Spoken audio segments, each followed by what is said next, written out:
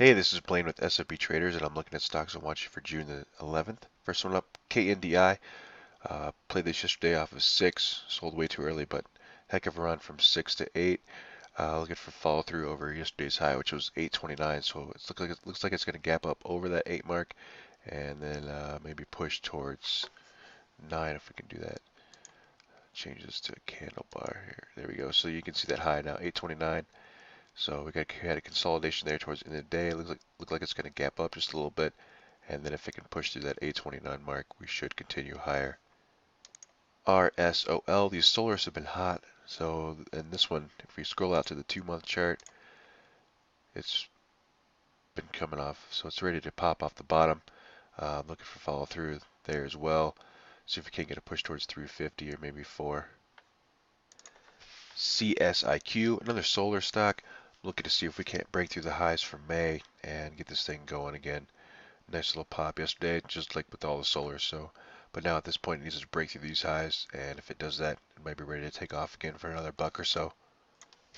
ACAD, this was another awesome play yesterday. A lot of people in the trading room made money off this one. Now let's see. It depends on where it opens at, but it looks like it's going to open. If it opens weak, then watch for push through that 1950 to continue back towards 20. And if it gaps up a little bit, then watch for yesterday's high to break and keep going. Otherwise, if we zoom in just to what it did yesterday, then we have support around this 1880 mark, 1870-ish. And if that eventually cracks down, then it'll probably go lower. So we'll just have to see what it gives us and play accordingly. GSIT, a low volume stock, but it looks like this might be due for a breakout over 680-ish. So if we can do that this week, then I expect it to go higher. Just have to watch the size though, because it is relatively low volume, and um, it'll just need to get more volume to really get going.